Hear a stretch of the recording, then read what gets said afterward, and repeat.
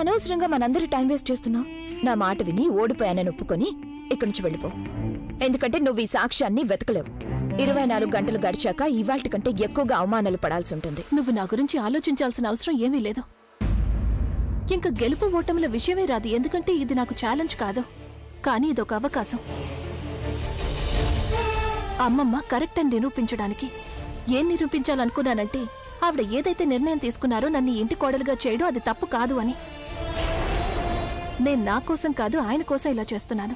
ఏదో ఒక మూల ఆయనకు కూడా అనిపిస్తోంది ఈ వీడియో ఫేక్ అని.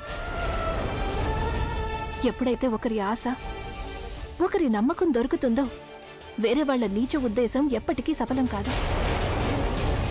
నా వల్ల ఆయన ఎంతో బాధపడ్డారు. నేను ఆ బాధని సంతోషంగా మార్చి తీరుతాను. నువ్వు సరిగ్గా వినలేదనుకుంటా. అభి ఏం చెప్పాడు? అభికి సాక్ష్యం కావాలి, అది నువ్వెప్పటికీ తీసుకురాలేవు. అందుకే నోరు మూసుకొని ఇక్కడి నుంచి వెళ్ళిపో. ఒకవేళ కనుక జరిగుంటే నోరు మూసుకొని వెళ్ళిపోయేదాన్నేమో, కానీ నేను నీలాంటి దాన్ని కాదు. నా దృష్టిలో నాకు నా కుటుంబానికి ఉన్న గౌరవం చాలా విలువైనది. దాన్ని నిలబెట్టుకోవడానికి నేనేదైనా చేయగలను.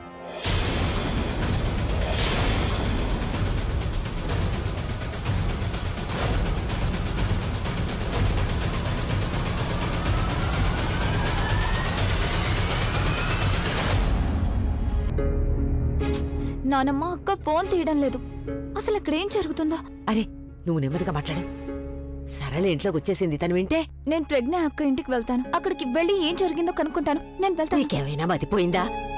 తెలుసు కదా సరళకి ఎలాంటి చెడ్డ అలవాటు ఉందో. రోజంతా అది గదిలే వెతుకుతూ ఉంటుంది. నువ్వు ఒక పని చెయ్యి, మళ్ళీ ఒకసారి ప్రజ్ఞకు ఫోన్ చెయ్యి. చెయ్యిప్పుడు. సరే నానమ్మ.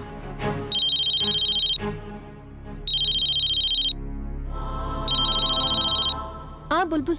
హలో అక్క. అక్క నువ్వు బానే ఉన్నావు కదా? నీకు తెలుసా మేమెంత టెన్షన్ పడుతున్నావు ఇక్కడ? అసలు అక్కడ ఏం జరుగుతుందో అని. చూడు, అమ్మకి ఇప్పటి వరకు ఏం తెలియదు కదా? లేదు, మేము అమ్మకి చెప్పకుండా దాచిపెట్టాం. కానీ అక్క అక్కడంతా క్షేమమే కదా? నేను బావగారు ఏమన్నారు? ఆయన నాకు 24 గంటల సమయం ఇచ్చారు. 24 గంటల్లో మొత్తం జీవితాన్ని కాపాడుకోవాలి. అంటే నాకు అర్థం కాలేదు. ఎందుకంటే ఆ వీడియో అమ్మమ్మ చూశారు. దాంతో ఆవిడ పరిస్థితి అస్సలు బాలేదు.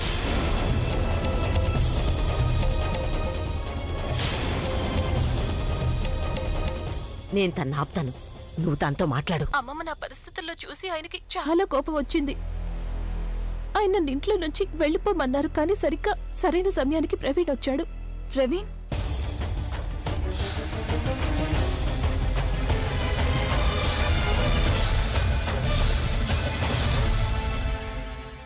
ఏంటి ఇవన్నీ? ప్రవీణ్ అన్నాడా? అవును బుల్బుల్. తను ఎంత పెద్ద రిస్క్ తీసుకున్నాడంటే ఆయనకి ఎదురుపడ్డాడు, కేవలం నన్ను కాపాడ్డానికి. నువ్వు తన గురించి ఏమనుకుంటున్నావో నాకు తెలీదు, కానీ ఇప్పటికీ తను నిన్నే ప్రేమిస్తున్నాడు అనిపిస్తోంది. నీ ప్రేమ అనుకుంటాను, దానివల్ల నాకు సహాయం చేయడానికి వచ్చాడు. బుల్బుల్, నువ్వు ఎవరిని ప్రేమిస్తున్నావో తను నువ్వు కష్టంలో ఉంటే చూడలేడు, అందుకే నాకు సాయం చేశాడు. నాకు ఆనందం ఏమిటంటే తన వల్ల నాకు అవకాశం దొరికింది. కానీ బుల్బుల్, మీరిద్దరూ నా వల్లే విడిపోవాల్సి వచ్చింది. అక్క ప్లీజ్, ఇప్పుడు నువ్వు ఇవన్నీ ఆలోచించుకో. నీ దగ్గర కేవలం 24 గంటలే ఉన్నాయి. నువ్వు ఏదో ఒక విధంగా నిరపరాధవని తప్పకుండా ప్రూవ్ చేయి. ఎంత గౌరవంతో ఆ ఇంటికి వెళ్ళావో అంత గౌరవం నువ్వు తిరిగి పొందాల్సిందే అక్క. దానికోసం నువ్వేం చేయాల్సి వచ్చినా చేయి. నువ్వు కరెక్ట్ గా చెప్తున్నావు బుల్బుల్. నేను నా కుటుంబ గౌరవానికి, నా గౌరవానికి ఎలాంటి మచ్చ రానివ్వను. నేను చెయ్యని తప్పుకి ఎన్నటికీ శిక్ష అనుభవించను. ఇక నేనుంటాను. సరే అక్క.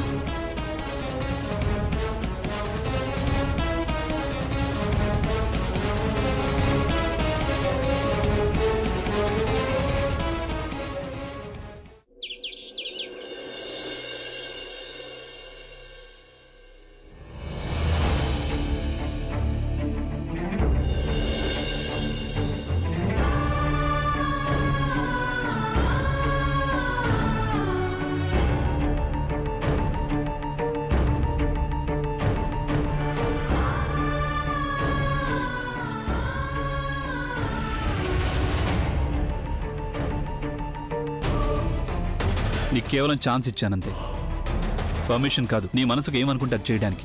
తను కాపాడడానికంటే ముందు నిన్ను నువ్వు కాపాడుకో. చాలా తక్కువ టైం ఉంది నీ దగ్గర.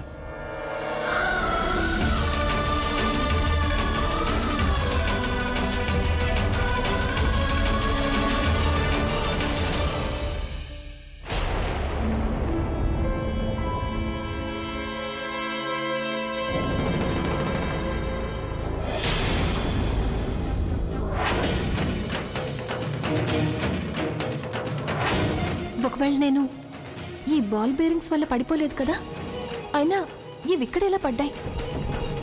ఇవి పడ్డాయా లేక పడేలా ఎవరైనా చేశారా?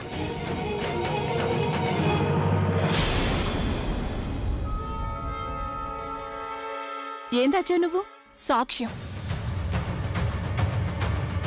ఏ సాక్ష్యమా? ఏ సాక్ష్యం గురించి మాట్లాడుతోంది?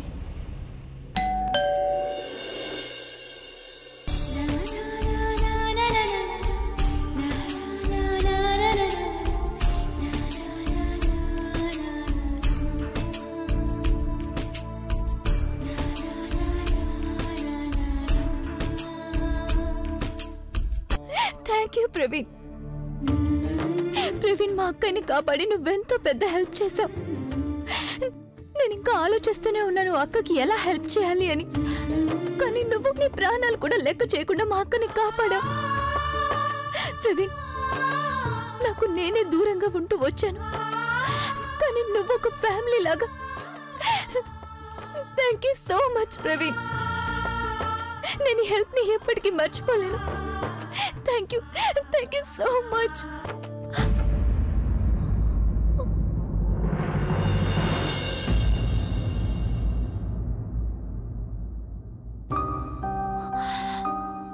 Sorry. You don't need to be sorry. నేను అక్కడ హెల్ప్ చేశాను, కానీ నువ్వేం చేయాలనుకున్నావో నేను అదే చేశాను. బుల్బుల్ ప్రజ్ఞ వదిన అభిల సంతోషం కోసం మనం దూరంగానే ఉంటాం. నిజమే, ఒక్కసారిగా ఎమోషనల్ అవ్వడం వల్ల ఒకరికొకరం ఎదురు పడుతున్నాం. కానీ నేను త్వరగా వెళ్ళాలి. నేను వెళ్ళాల్సిందే. బుల్బుల్ ఆగు. నేను అక్కడే ఉన్నానని నీకెలా తెలిసింది? నువ్వు ప్రజ్ఞ వదినతో మాట్లాడావా? తను అక్కడ బాగానే ఉంది కదా? ప్రవీణ్, అక్క బానే ఉంది. అండ్ ఐమ్ ష్యూర్ ఎవరైతే ఇలాంటి చండాలపు పనిచేస్తారో, అక్కని అపరాధం చేశారో, వాళ్ళని అక్క తప్పకుండా వెతికి పట్టుకుంటుంది. ఈ విషయంలో ప్రజ్ఞ వదినకి నేను వెంటుంటాను బుల్బుల్. మనిద్దరం కలిసి లేకపోతే ఏమైంది? కానీ మనిద్దరం కలిసి ప్రజ్ఞ వదిన అభిల బంధం విడిపోకుండా కాపాడదాం. And I promise you that.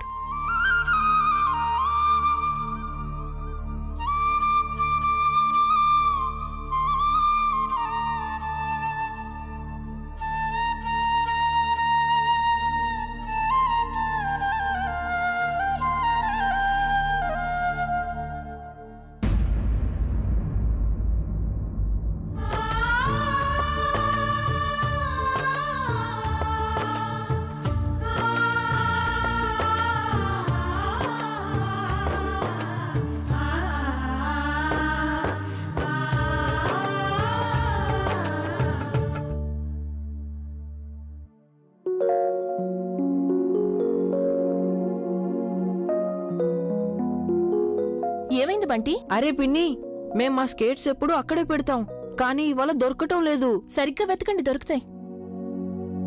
దొరికాయి. ఎస్, ఇప్పుడు పద రేస్ పెట్టుకుందాం. ఈ అసలు కదలటం లేదు. ఏ చూడ్ని.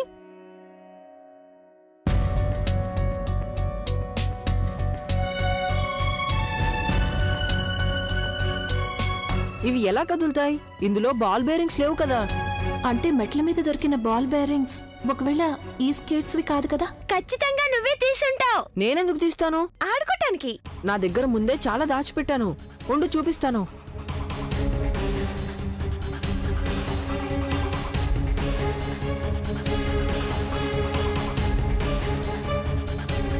బాక్స్ ఖాళీగా ఉందే. నేను అన్ని బాల్ బేరింగ్స్ ఇందులోనే పెట్టాను. తప్పకుండా నువ్వే తీసుంటావు. నేనెందుకు తీస్తాను? ఎందుకంటే నీ స్కెట్స్ లో లేవు కదా. ఇప్పుడు మీరిద్దరు గొడవ పడకండి, నేను మీకు కొత్త బాల్ బేరింగ్స్ తెచ్చిస్తాను, సరేనా? ఇక వెళ్ళండి, అదిగో ఆ కార్తో ఆడుకోండి. బాల్ బేరింగ్స్ ఎవరు తీసుంటారు? వైశాలి అక్కయ్య. కానీ తనెందుకు అలా చేస్తుంది?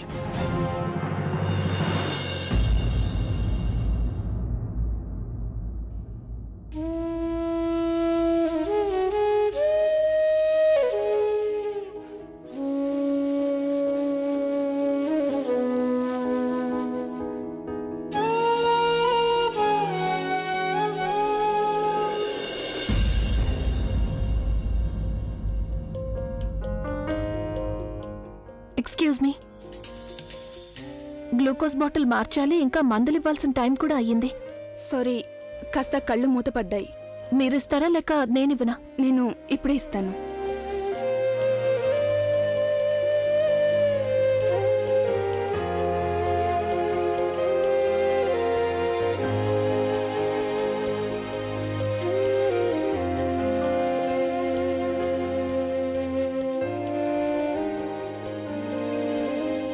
నన్ను ఆశీర్వదించండి అమ్మమ్మ.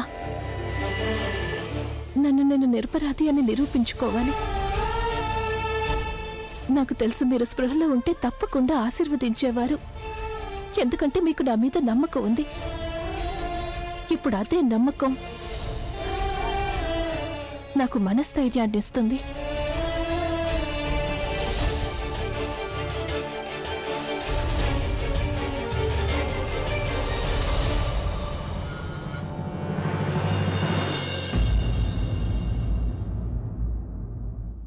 ఏం మాట్లాడుతున్నారు నాన్న మీరు? నేను కార్పొరేటర్తో మాట్లాడాను.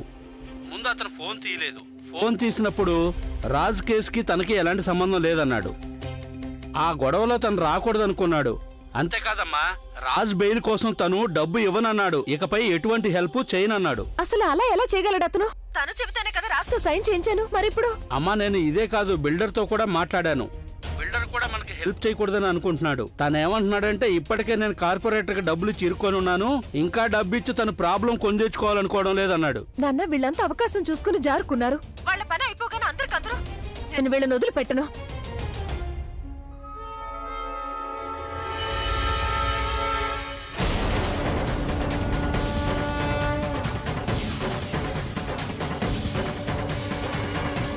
మీరేమనుకున్నారు?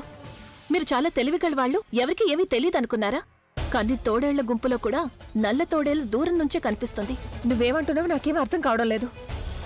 ఒకవేళ నువ్వేదైనా లెక్చర్ ఇవ్వడానికి వస్తే మాత్రం నువ్వు చెప్పే ఏ విషయంలోనూ నాకు ఇంట్రెస్ట్ లేదు. అదే వస్తుంది ఇంట్రెస్ట్. ఇదేంటో తెలుసా నీకు?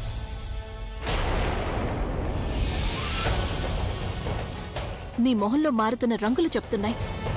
అంటే నా అనుమానం నిజమేనని. మీరే ఆ ఎంఎంఎస్ ని తయారు చేసి నన్ను ఇరికించాలని చూశారు అని. ఏంటి నోటుకొచ్చినట్టు మాట్లాడుతున్నావు? ఏం ఆగుతున్నావు? ఈ బాల్ బేరింగ్స్ ఏవైతే చూపిస్తున్నావో దానికి ఎంఎంఎస్ కి సంబంధం ఏంటి? సంబంధం ఉంది. ఎందుకంటే ఇవే బాల్ బేరింగ్స్ వల్ల నేను మెట్ల మీద నుంచి జారాను. బంటి బబ్లీలో రోలర్ స్కేట్స్ కూడా చూశాను. దాంట్లో నుంచి బాల్ బేరింగ్స్ మాయమయ్యాయి. దీనివల్ల నాకు అర్థమైంది అంటే నీ ఉద్దేశం ఈ బాల్ బేరింగ్స్ నేనే మెట్ల మీద వేశానంటవా? దానివల్ల నువ్వు పడిపోవాలని? ఇదే కదా నువ్వు చెప్పాలనుకున్నది? ఇక చాలు ప్రజ్ఞ, విసుగొచ్చింది నాకు ఈ పిల్లల స్కేట్స్ తో. వాటిలోంచి ఎప్పుడు పడితే అప్పుడు ఆ బాల్ బేరింగ్స్ పడిపోతుంటాయి.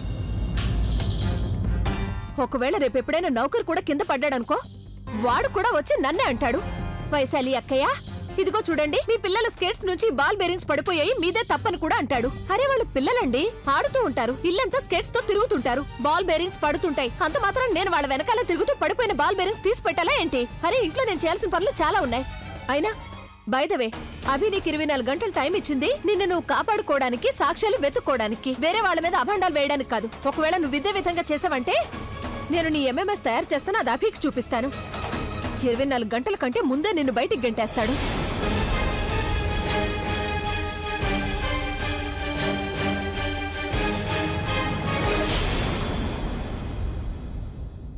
వీడెంతవరకు రాలేదేంటి? ఎంత టైం వెయిట్ చేయించారు మీరు? చెప్పండి వైశాలి గారు. ఏం మనిషి అండి మీరు అసలు? మీకు కేవలం మీ పనే కనిపిస్తుంది కానీ ఎదుటి వాళ్ళ బాధ కనిపించదా మీకు? చూడండి, మీరు చెప్పడం వల్ల నేను ఆ పేపర్స్ మీద నా భర్త చేత మోసం చేసి సైన్ చేయించాను. ఇప్పుడు మీరేమో మీకేం సంబంధం లేదంటారేంటి? మీరు కూడా చిత్రంగా మాట్లాడతారేంటి వైశాలి గారు? మీరు మా కోసం కాదు, మీకోసం చేయించుకున్నారు సైన్. ఇప్పుడు ఏం చేద్దాం? బిల్డింగ్ లో ఒక ఫ్లోర్ మొత్తం దొరికేది కదా మీకు. దొరకాల్సిందే, కానీ దొరకలేదు కదా. నాతో కూడా అదే జరిగింది. డైలమా వల్ల మా ఈ ద్వారక లేదు, రాముడు లేడు. అరే మీకు మాత్రం మీ డబ్బు వచ్చేసింది. మీతో చేయి కలపడం వల్ల రాముడు లాంటి నా భర్త జైలు పాలయ్యాడు. మాతో చేయి కలపడం వల్ల కాదు, మీకున్న ఆశ వల్లే మీ భర్త జైలుకెళ్ళాడు. ఎవరో ఒకరి వల్ల ఆయన జైలుకెళ్లారు. మరి ఆయన జైలు నుంచి అయితే విడిపించాలి కదా. ఈ వాదించుకోవడం మానేసి మీకు అవసరమైనప్పుడు నేను మీకు హెల్ప్ చేశాను కదా, మరి నాకు అవసరం ఉన్నప్పుడు మీరు నాకు సాయం చేయాలిగా. ఇప్పుడు మీరు హెల్ప్ చేయకుండా వెనక్కి వెళ్ళిపోతేలా? ఎందుకు నేను మీకు సహాయం చేయాలి? మీ ప్రజ్ఞ గారు తన భర్తతో కలిసి మమ్మల్ని ఏ విధంగా బ్యాండ్ మోగించారో దాన్ని మేము ఎలా మర్చిపోతాం? రివెంజ్ తీర్చుకోవాల్సిందే కదా. ఏం చేద్దాం చెప్పండి, మీరు కూడా ఆ ఫ్యామిలీ మెంబరే కదా, అనుభవించక తప్పదు కదా. ఇంకెవరిదో శిక్ష నేనెందుకు అనుభవించాలి? చూడండి, ఒకవేళ రివెంజ్ తీర్చుకోవాలనుకుంటే మీరు ఆ రివెంజ్ ని అభి మీద తీర్చుకోండి. ప్రజ్ఞతో నేనైతే సాలిడ్ రివెంజ్ తీర్చుకున్నాను. తనని ఎలాంటి డొంకలో ఇరికించానంటే తనని తను నిలదొక్కునేసరికి ఇంటి బయట రోడ్డు మీద కనిపిస్తుంది. అంటే వైశాలి వదిన నా మీద పగ తీర్చుకోవడానికి చేస్తోందన్నమాట. అంటే రాజ్బాబు గారు నా వల్లే జైలుకి వెళ్లారని తను అనుకుంటోంది. అంటే తనే బావగారికి అబద్ధం చెప్పి తనే సైన్ తీసుకుంది. చూడండి, మీరేం కావాలనుకుంటే అది చేసుకోండి, నేను మీకు సహాయం చేయలేను. వెళ్ళిపోండి ఇక్కడి నుంచి. మీరు నాకు సహాయం చేయాల్సింది పోయి మీరు ఇలా ఎలా చేయగలుగుతారండి? మన ఇద్దరి మధ్య జరిగిన డీల్ మర్చిపోయారా ఏంటి? ఓ హలో మేడం, ఆ డీల్ మీ ఫ్యామిలీ వాళ్ళే పాడు చేశారు, నేను కాదు. వెళ్ళిపోండి. నాకు ఇంకెప్పుడు ఫోన్ చేయడానికి కూడా ప్రయత్నం చేయకండి, తెలిసిందా? అరే అలా ఎలా వెళ్తారు? అరే మీరు కనీసం నా మాట వినండి. ఒకసారి మనం మళ్ళీ టైం బాగోలేకపోతే ప్రతి ఒక్కరూ నెత్తినెక్కి ఆడుకుంటారు. వీళ్ళనంత తేలిగ్గా వదిలేను.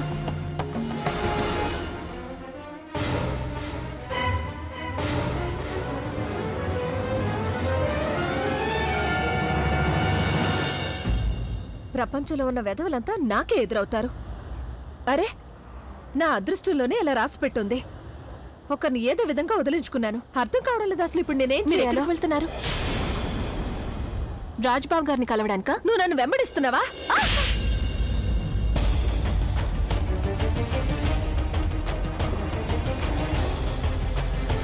నేనెప్పుడు పెద్దవాళ్ల మీద చెయ్యెత్తను, కానీ పెద్దవాళ్లు దిగజారిపోయే పనులు చేస్తే తప్పనిసరి పరిస్థితుల్లో చెయ్యి ఎత్తాల్సొస్తుంది. అయినా నువ్వు చేసింది తెలుసుకున్నాక ఈ చెంపదెబ్బ వల్ల నీకే తేడా ఉండదని నాకు తెలుసు. బుద్ధి ఎలాగో రాదు, కానీ ఇది చాలా అవసరమైంది. నువ్వందరి ముందు అబద్ధం చెప్పావు, కానీ అసలు నిజమేంటో నాకు పూర్తిగా తెలిసిపోయింది. నువ్వు నా మీద నింద వేశావు కదా, నా వల్లే రాజ్బాబు గారు జైలుకి వెళ్లారని. నిజానికి రాజ్బాబు గారు నీ వల్ల జైలుకి వెళ్లారు. ఏంటి ఏంటి పిచ్చిగా వాగుతున్నావు? ప్లీజ్ ఇంకా అబద్ధాలు చెప్పకక్కయ్యా. నేను నువ్వు కార్పొరేటర్తో మాట్లాడుతున్నదంతా విన్నాను. అసలు నువ్వేం భార్యవి? స్వయంగా నువ్వే నీ భర్తని జైలుకు పంపించావు.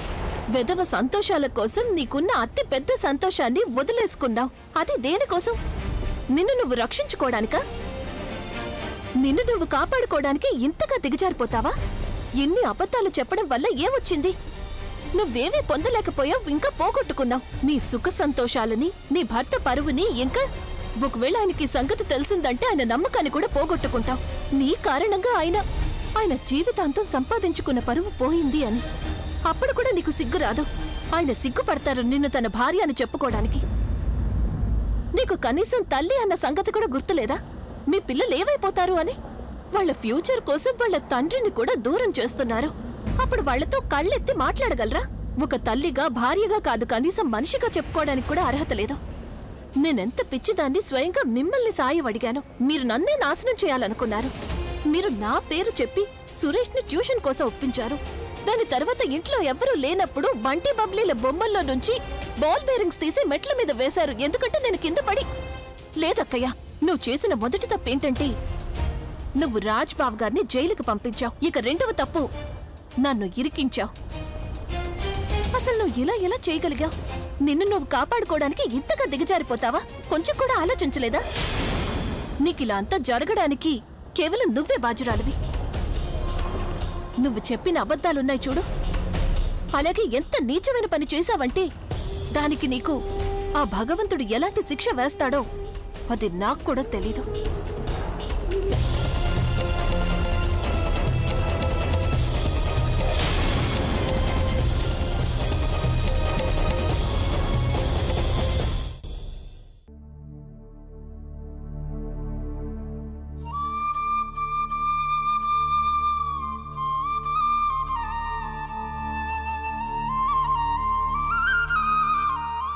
బుల్బుల్ నన్ను ఈ గుడి దగ్గరికి ఎందుకు రమ్మందో అర్థం కావట్లేదు.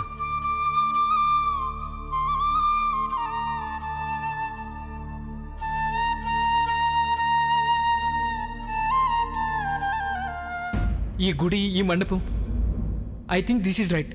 భగవంతుడు కూడా మన పెళ్లి జరగాలని కోరుకుంటున్నాడేమో. లేదు, నేను ఆ విషయాలు అసలేమీ ఆలోచించకూడదు. బుల్బుల్కి అసలు ఆ ఆలోచన కూడా లేదనుకుంటా. కానీ ఒకవేళ తను కూడా ఇవన్నీ ఆలోచిస్తుంటే?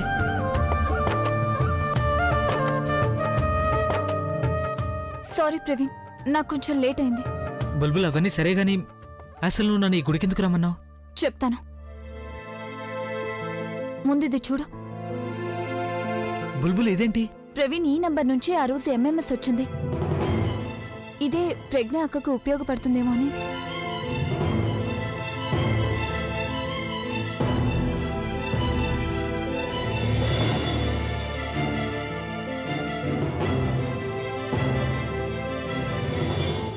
ఒకవేళ ఆ రోజు ప్రజ్ఞ వదిన అభి రాకుండా ఉంటే ఈ వేళ మన బంధం వేరేగా ఉండేది.